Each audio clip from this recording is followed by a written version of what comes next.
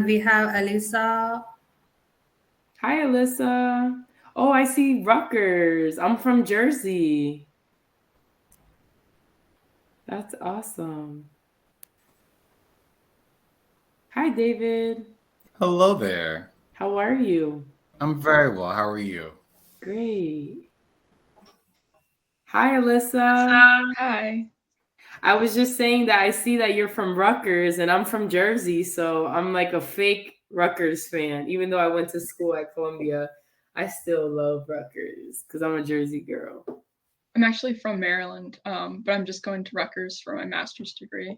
So, Oh, okay. Are you virtual or you're in person in Jersey? I'm in person. My grandparents live in New Jersey, so I'm staying with them while I Nice. do my master's. And David, are you a current student as well? I don't see your school for some reason on here. Yes, I live in Maryland, and I'm Oh, actually nice. I'm a student at Howard University. Oh, nice. If I could go back to school, I would definitely go to Howard. I say that all the time. I would like go get a PhD there or something. What are you studying now? I am dual degree, Masters of Divinity and Masters of Social Work. Wow, that's awesome. Alyssa, what are you studying at Rutgers?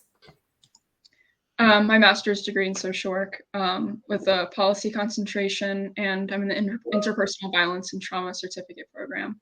Love it. Love it. That is amazing. Love it, love it, love it, love it. So, I guess we can begin. Are you moderating this panel? Yeah, I am. Okay. But I was thinking, should we wait for like 2 minutes or something to see if there were anybody else who wants to join? Sure. Yeah, absolutely.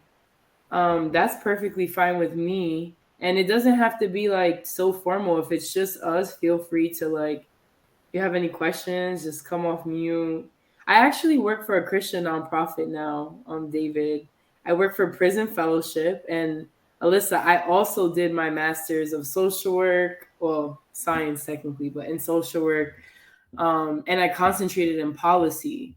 So I work with the legislative and policy team at Prison Fellowship, which is the nation's largest Christian nonprofit that serves people who are incarcerated, formerly incarcerated, and their families.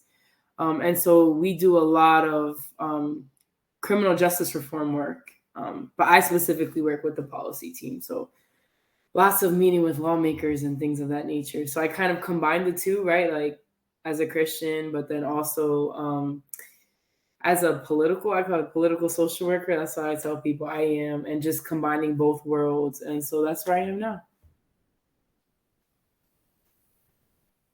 And I guess while we wait for some more people, what do you both know what you want to do when you graduate? Like, is there any specific population you want to work with or anywhere you see yourself? So I'm absolutely going to be direct practice. Okay. My reason for coming to Advocacy Day is to expose myself to the macro world. Nice. One of my professors this semester told me that even though you're gung ho, do or die, stick a needle in your eye, clinician, micro, that's you're called to that lane. You still need to keep macro in perspective, right? Because if I'm doing therapeutic services and helping individuals in their healing journey, and then they go back out into broken systems, then it's a never-ending cycle. Heal, break, and so kind of keeping that lens in mind to know how I need to advocate for my clients or prepare them for the world outside and the systems and powers that be and things like that. Yeah, that's awesome. Love that. Yeah, I love that too. I'm more interested in macro side of social work, but I've had professors who've told me like you can't just completely disregard the clinical side. Like they're so like intertwined with each other. Like there's not like that like hard boundary of like this is clinical, that's macro. Like they're so like interwoven. So I love that. Mhm. I'm still trying to figure out what exactly I want to do. My internship in undergrad, I got a BSW. My internship was at a dual domestic violence and sexual violence crisis center. And I was working mainly with the policy team and with the prevention educator, did a lot of outreach and things like that. And this year, my internship is with the New Jersey Coalition to End Domestic Violence. So I'm mainly a policy intern, and I love it. I've had the opportunity to go to the State House quite a few times and sit in on like committee hearings, and just like listen and shadow that experience. I think like I want to do something in like the legislative field. I'm not sure exactly what exactly. I don't know. I don't know yet, but I'm interested definitely in something more macro, something like I don't know, something policy related, something I don't know, something with domestic violence. I'm also interested in human trafficking. Um, so yeah, but I'm still trying to figure out like what exactly to do with that or like what the next step is because I'm graduating in May. So I've been trying to like figure out like I don't even know what to look like. How do I search up jobs? Like I don't know. So trying to figure it out. Yeah, I definitely hear that. And I will say the good news is that the future is bright and the possibilities are endless, especially with like a policy focus. So like I never thought that I would be a program manager, but I am a program manager of a grassroots advocacy program within my organization. So, I didn't even think that that was like a job that a social worker per se could get, but that's something that you could probably grassroots advocacy policy, program manager, because there's program managers for lots of nonprofits that are very mission based and like mission focused, but like they need people to actually like help with developing programs where people can actually advocate, right? And like organizing advocates for whatever it is, because any nonprofit needs people on the ground advocating in the legislature, regardless of what it is their mission is. So that could be something that you look into. And if, I don't know, do you want to work like in specifically with domestic violence?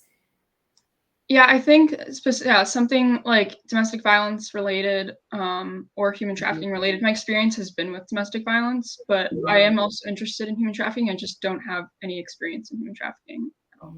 Well, that's okay, because I didn't have any experience in criminal justice reform either. But when you have the skills, you can really go anywhere. There's always people hiring for just people with your skill set. So. Do you have any advice on like how to like approach it? Like if you don't like if you have like skills but you don't have experience in like with that particular population, like do you have any advice on like how to like get your foot in the door basically? Yeah, that's a good question. And so I actually, before I went to prison fellowship and did criminal justice reform, I was with March of Dimes and I was doing legislation and policy for prematurity, right? Like totally different ball game. And I just think that the truth of the matter is now that people aren't necessarily hiring because you have a specific skill set with a specific population.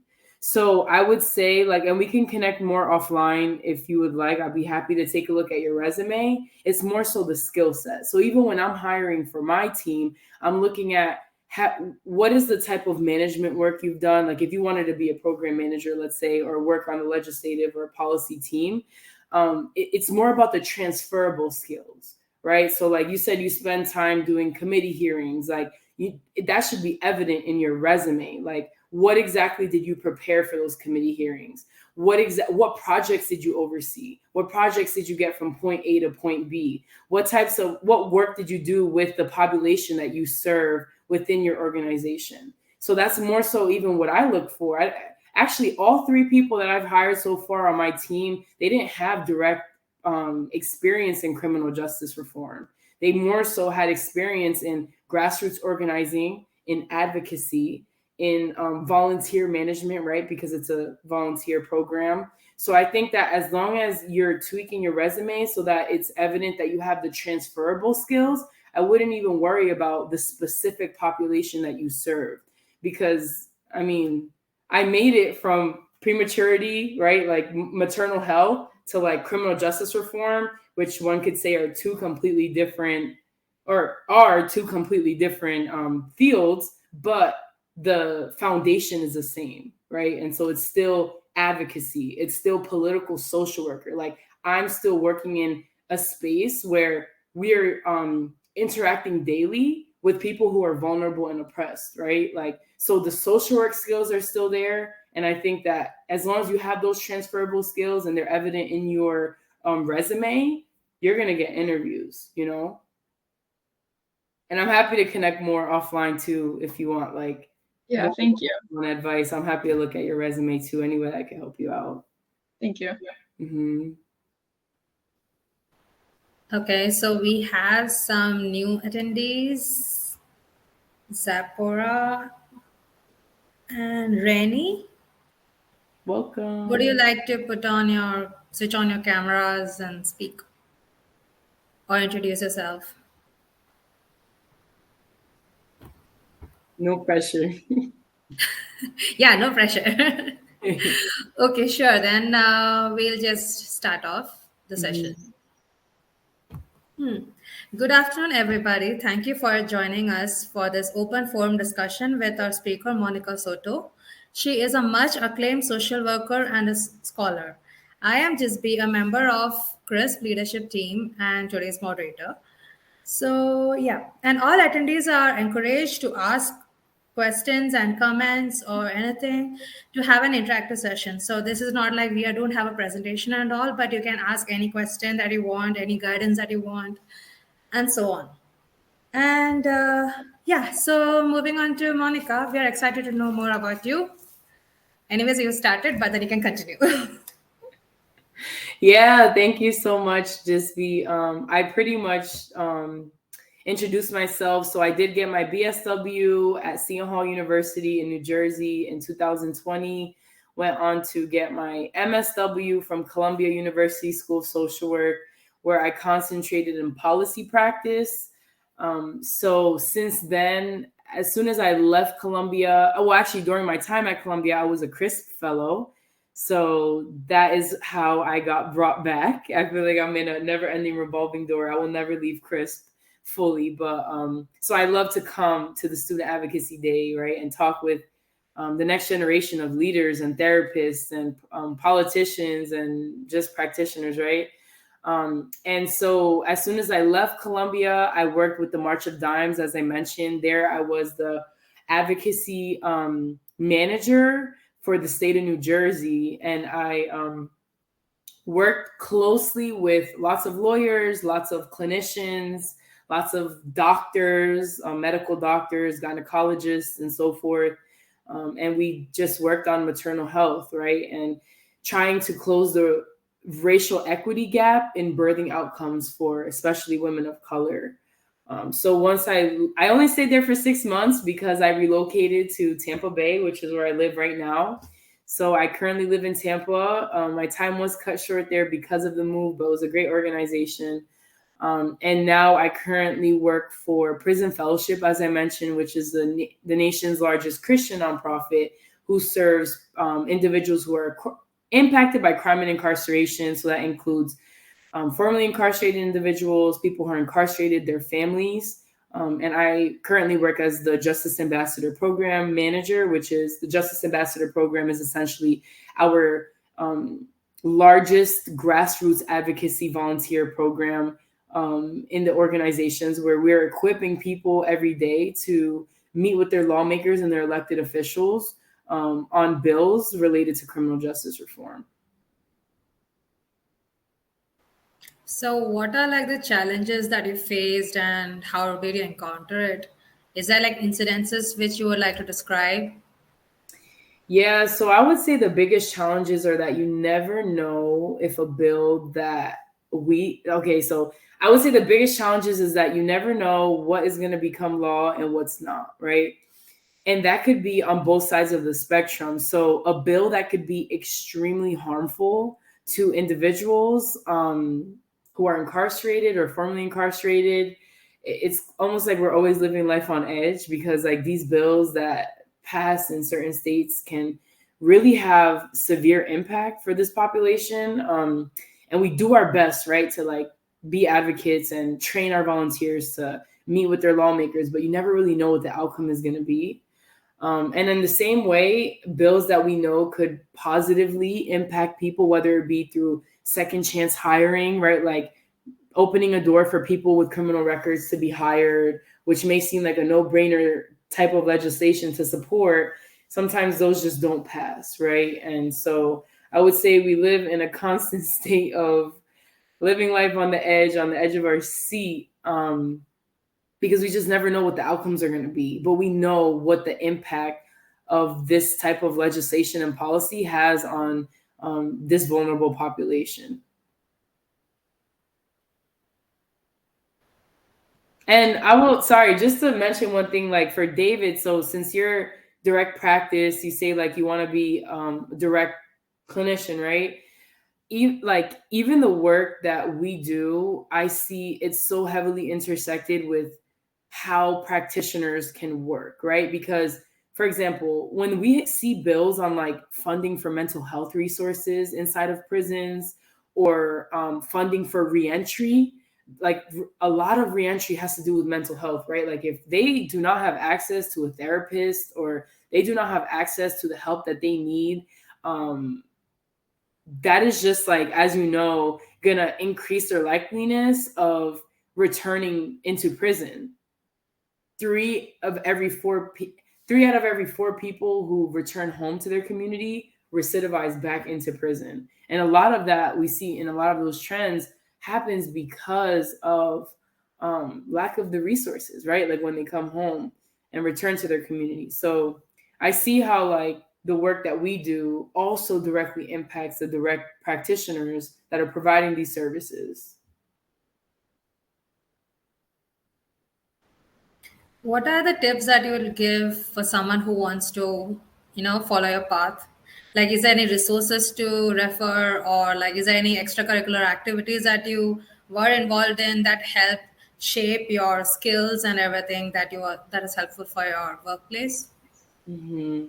Yeah, that's a really good question. So, like I was mentioning to Alyssa, like get connected with someone who's doesn't even have to be doing the same thing in your field, but just like in your line of work, right? Like I feel like networking is huge. It's major. It's so important. It's part of how I got my job at March of Dimes straight out of college, right? Like, just being able to like take advantage of even spaces like this, even as a direct practitioner, David or Alyssa, how you want to go into like a more policy focused job, but you don't know exactly what that looks like. I would say like really maximize the connections that you can make when you're in a space with like-minded individuals in your field.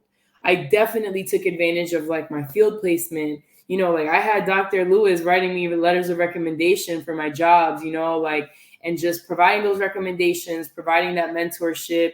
I connected with professionals that I saw like speak just like this, during Student Advocacy Day when I was a student.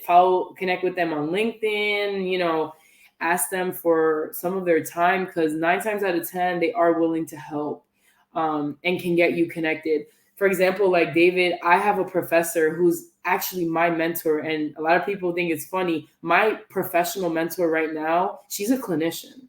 I'm a political social worker, but she actually has her own practice. She's an LCSW. Um, and through that connection, like she's my mentor, but like even through that connection, I've been able to like help my friends who have graduated, and like other Columbia alumni who have graduated who are looking for direct practice work get hired like through her practice, because like my recommendations to her are like, it's like as good as gold. And in the same way, jobs that I've left in New Jersey, I have actually like they have literally called me and said, "Hey, do you have anyone you can recommend? Because we want like a social worker who's policy focused." I worked in undergrad for Assemblyman Gary Shayer. He was amazing, and when I left, they had an open position, and he because I did the work that I did there, he trusted my recommendations, right? So I would like take advantage of that, right? Like I didn't have anyone to recommend at the time, but had I had someone to recommend, I would have definitely plugged them in. So I think that would be like my tip, is that don't be afraid to like ask people for help. Review your resume. Like I met this amazing man on LinkedIn who was a lawyer who reviewed my resume, and I had never even met him in person in my life, but we had this connection, and he fixed my resume so great. After I started submitting that resume, I started getting calls all the time for interviews, and I have no shame in my game. Like, I needed help. It's hard when you're straight out of college. Like, it seems like you don't have experience. But what I will say is this: all the experience that you have from internships, from field work, even if you're doing like clinical work that is unpaid, that is experience. And you need to go into those interviews like if you have that experience. Whether it's paid or unpaid, I would interview and like speak from that knowledge that I gained as a postgraduate student, and they wouldn't even know that I was a student until I disclosed it. So if you don't even disclose it, sometimes they won't even know. I mean, they can put two and two together when they see what year you graduated, but like, treat that field work like professional working experience. Just because you weren't paid for it doesn't mean you don't have that experience. So I think like that would be my biggest advice, is just like, be confident in the work that you've done, whether you were paid for it or not, and don't be afraid to like lean on your connections. Can you briefly elaborate on the research topics that you've done in college or internship or even outside? Research topics? Yeah, research topics or publications that students can refer to. So I have no publications. I should, but I do not. But my research at Columbia was mainly about, actually, it's so funny and it's just crazy like how things work out. But I did most of my research on the impacts of incarceration during COVID.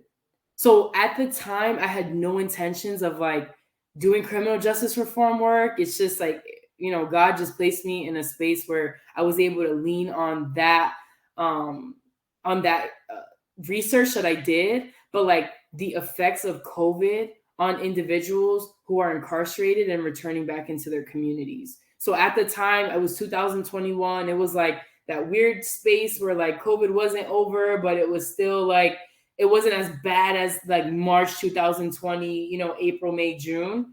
And most of my research there was about the criminal justice system and just like its relationship to COVID and how COVID has impacted just the experience of those who were incarcerated during that time. But if you have the chance to do research with a professor, please do that. Like, get published if you can, do your publications. I think that's amazing. I wish I would have taken advantage of that. I was so busy because I was like working and I didn't really have that much extra time. But if you do, definitely like make those relationships with professors that are researching and interested in things that you're also interested in. Social work is so deeply rooted in your values. So were there times when your value system was challenged, and how did you counter it? Yeah, that's a really good question. So, I mean, I feel like the reality of it is that when you're employed by a company, regardless of what the company is or organization, it could be nonprofit, for profit, whatever it is, there's certain messaging and guidelines that you need to follow, right? And that's not always going to be in line with your personal views. So if you can be a part of a company, an organization, or a culture that is as closely aligned to with what you believe in, then that's gold. But to a certain extent, no matter where you work, your values are going to be not compromised, but challenged. So you have to know what you're willing to compromise on and what you're not. Because when I'm working, I'm a representative of my organization. But after 5 p.m., I am myself, right? So that's why, like, you even see professionals on Twitter and they write in their bio, like, the views are my own, right? And so I just feel like I'm really, really blessed to work in a company that has a culture that, aligns with my values, like, personally, but that doesn't necessarily mean it's not challenged based on like something as simple as like if someone comes to us saying, hey, let's say an advocate comes to us saying, hey, I have a friend who's returning home who needs resources and they need housing and they need food. Like, we don't provide direct services, right? So like at that point, I'm like, oh, like I really can't like, help in that way. But then I can use my social work values and like connect them to someone who may be able to help. So I feel like sometimes you're constantly, even like Alyssa said, like domestic violence, right? Like you may have to follow certain protocols that you may not agree with. And sometimes it may feel like you're turning someone away who may need help or whatever the case may be. Even as a direct practitioner, right? Like in direct practice, there's a certain ethical guideline that you may need to follow that you may or may not necessarily personally agree with, but like for the sake of like your professional work, there may be some times that you just have to abide by certain regulations, rules, guidelines, messaging that company or that organization has set. So I always say like, let it challenge you, but don't let it compromise like who you are at the core. If you could go back in time, like, is there something that you thought that you could have done differently? Especially because students have a long way to go. So it is good to take the right decision at the right time, especially your experience. So you will have more leverage over situations. So, yeah. I'm sorry. I want to make sure I understood the question. Can you repeat it one more time? Yeah, sure. What I meant is that if you could change something that you've done in the past, what Something would I've done it in be? the past. Yeah. Change something I've done in the past. Yeah. Like Like with regards academically. to academically, yeah. I was gonna say, well, there's a lot of things I would change. Academically, that's hard because I really loved where I went to school both times. Maybe I would have actually done exactly what you mentioned. I would have like partnered with a professor and gotten a publication. I would have done more research during my time, like especially like at Columbia. I mean, like there were some amazing professors there that I wish I would have like been able to connect with more, even though my program was only a year and then I had to do like most of it virtual because of COVID. It was just like a whole situation. But I wish I would have like cultivated closer relationships with professors in my master's program, because I feel like when you're in a master's program, you're more of an adult and like you have more of like a life going on, like I mean, like some people have children, spouses, jobs, right? And it's sometimes grad school can become just get the work done and like get it over with, right? And I wish I would have like maybe built stronger connections the way I did in undergrad. Like even still till today at Seton Hall, I have professors that still call me back to present to their classes. And I think it's because I took the time to really build those relationships with those professors that I felt like I could connect with. And I wish I would have done more of that in my master's program. Alyssa or David can ask questions to the speaker. So it's an open forum. No pressure, but if you guys have any questions or any thoughts or just anything you want to share, feel free. It looks like there's a question in the chat. Oh, I don't.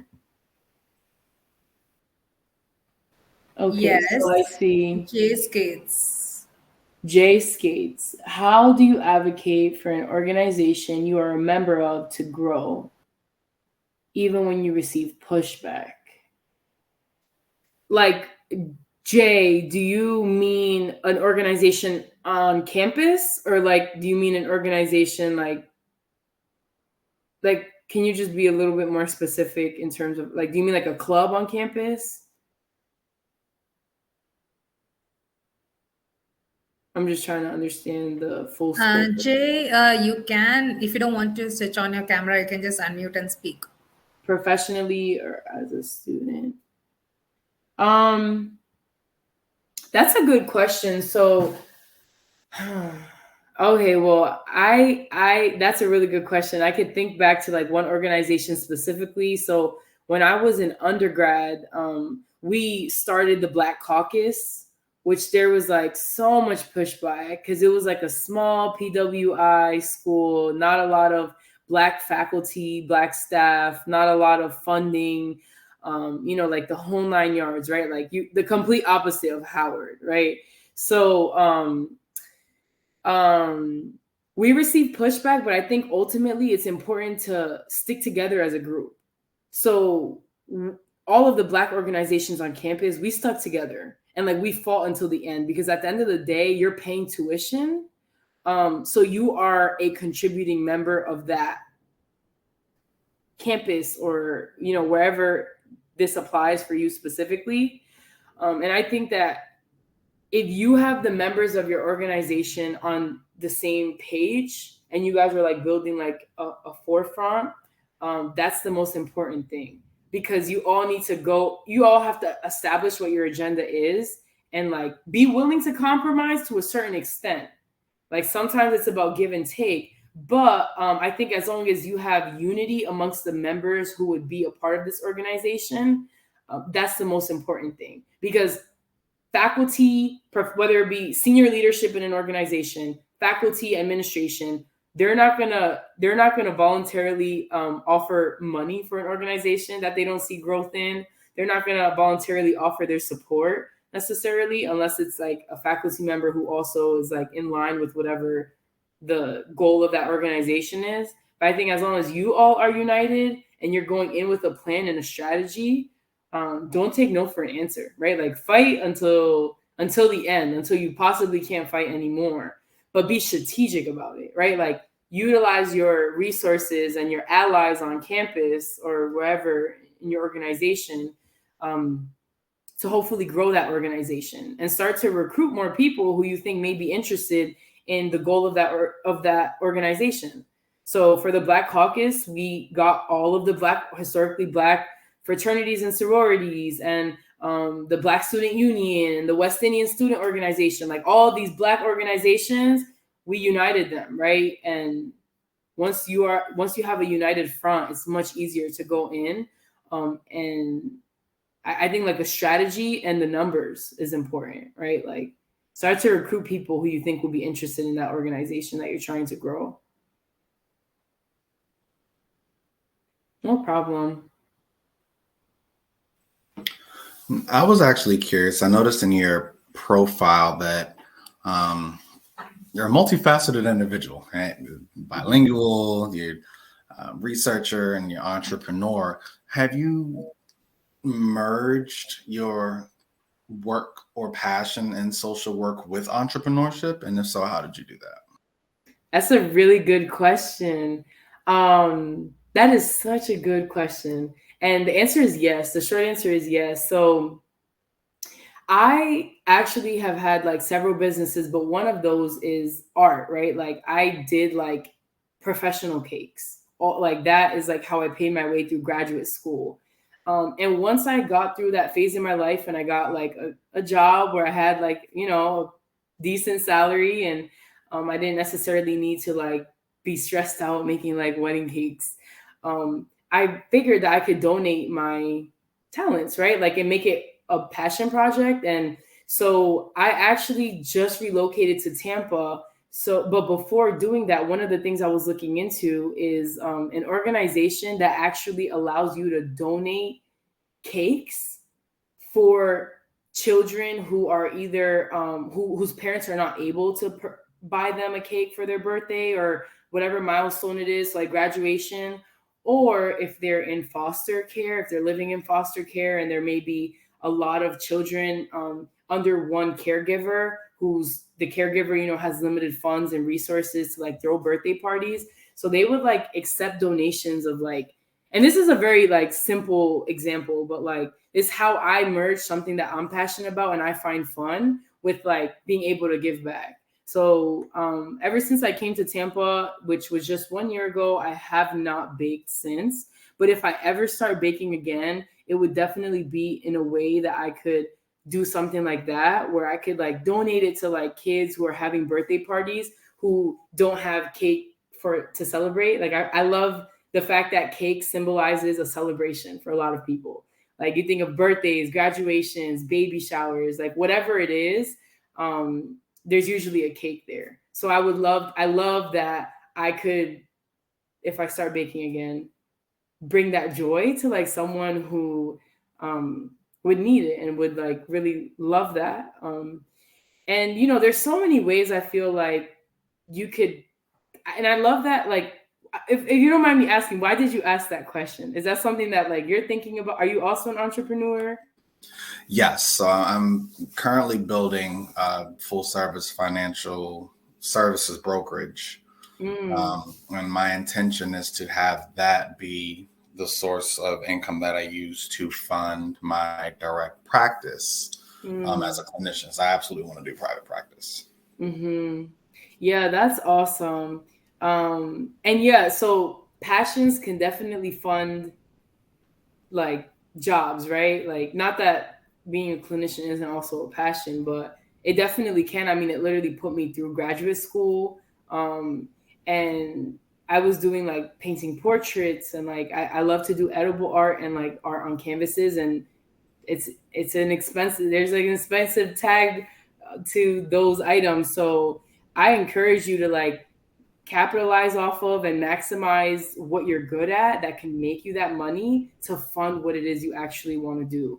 And the truth of the matter is that the need for therapy is at an all-time high. Like, there's just not enough clinicians for the amount of people that need therapy right now. So you're going to see, and therapy is not cheap, okay? Like, a lot of people pay out of pocket. Like, a lot of insurances really don't cover much, right? Like, they may cover 50% if you're lucky. I mean, 75 if you have an amazing insurance.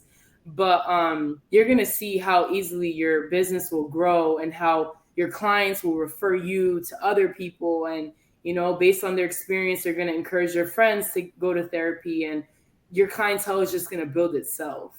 And you'll see like how easily that passion will, like, you won't even need to do brokerage if you didn't want to. Like, I love that I'm in a place where I don't have to bake, and now I can like donate that to people who need it, which I'm certain you can definitely do the same. Thank you. I appreciate that. Yeah. So, what are like the changes that you've seen in social work arena from the time you've started as a college student to right now as a professional, especially in the digital era? So, a lot of things have changed, right? Even politically, in political campaigns, fundraisings, and stuff like that. And everybody is on social media. So, what is your opinion about it? Yeah. That's a good question. So I feel like I don't have the best answer to that, only because like I said, my senior year of undergrad was May 2020. So my senior year of undergrad was cut by COVID. So I had to transition into full virtual mode, where like no one even knew how to like Zoom wasn't even thought of yet. Like, this was like, you remember, March 2020. So basically, like, the professor said, like, just go home, pretty much. And then I went to graduate school almost entirely remote, because this was now, I started that summer. So June 2020 into May of 2021, I was in graduate school. So it was completely remote. So I feel like I almost grew into my professional career in that remote time.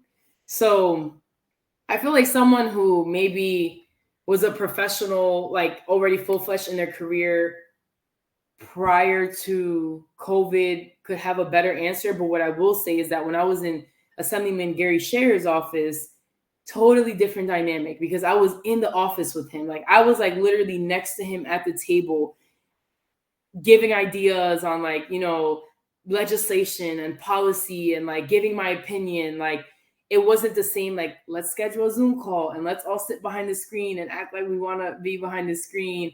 It was like in person, right? And I feel like I was able to build the relationship I did because I was in person. So I had to learn how to build those same meaningful relationships virtually, which probably could contribute to what I spoke about earlier about not really building the closest relationships with my professors at Columbia, because it was remote. I was still getting used to like going to office hours virtually, as opposed to like just being a dynamic student in person, like in a classroom.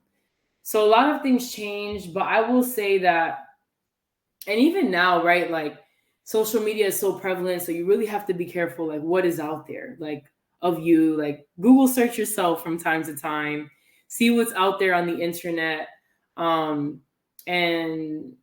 above all, I would say like just try to utilize the remote era for like your benefit and your gain. So like now that I am working remote, I don't think I ever want to work in the office ever again. I get to travel with my job whenever there's a need. So I've got to see so many cool places, but like my office is at home and I love that. So, just now that there's more jobs that are hiring again and like not hiring, but like working in person again, if that's definitely something that you want for yourself, seek that out, but try to always just make the best of the situation, right? Like just roll with the punches and do the best you can to just build those meaningful connections, even if you have to do it virtually. So, which are like the good organizations or companies where you would recommend the attendees to like apply for job and stuff? I'm sorry, I couldn't, you cut off. Can you name some organizations or companies wherein attendees can apply for jobs and things like that? Like, which, according to your experience, what do you think is really good for them to apply for furtherance of their career? Mm-hmm. Yeah, so that's a good question. I feel like it's relative to where you're trying to work. So, like Alyssa, I would recommend. So, this is what I did. It may or may not work for you, but I thought about the populations that I would love to work with, right? And like, I literally said, okay, where do I have a passion? For me, that's immigrants, that's the Latinx community, Black community, um, criminal justice. So I literally listed out every area where I had an interest of working with a specific population. And I literally went on Google, not even LinkedIn, not Indeed. I went on Google and I said nonprofits or organizations that work with, and I filled in the blank. And that's literally how I found Prison Fellowship. Like it came up like in the top of my Google search. Every organization has a careers page. Not every organization posts their careers on LinkedIn or Indeed. Most of them do, but there are a lot that are also good paying jobs that may be in line with what you want to do that are just that live on their careers page. So that is like my advice. Also, like I said before, connect with people in organizations, in academia that are in line with what you're studying. Like David, if you want to do private practice, like start to build out that network with people who are also in private practice or doing direct clinical work. Like Alyssa, like I said, I would type in different keywords, like whatever that may look like for you, whether it be like program management, legislative strategist, policy strategist, all these different keywords, but you really can just go in Google and like search for a nonprofit or for-profit organization that are working with, and then fill in the blank of the population you like to work with. I feel like just searching the careers page is a step that a lot of people don't do, but like you'd be surprised how many jobs are out there. And then you skip the third party. So like your resume is going right to the hiring manager for review, as opposed to like through LinkedIn to someone else. That's the one thing. And the only other thing I would say is don't be afraid to reach out to people who are working in places that you would like to work. Like just reach out to them and say, hey, or like if you see yourself in a big company like Google, Microsoft, think of like social and corporate responsibility, right? Like every major tech company has social and corporate responsibility, which is basically like where social workers are in these big companies.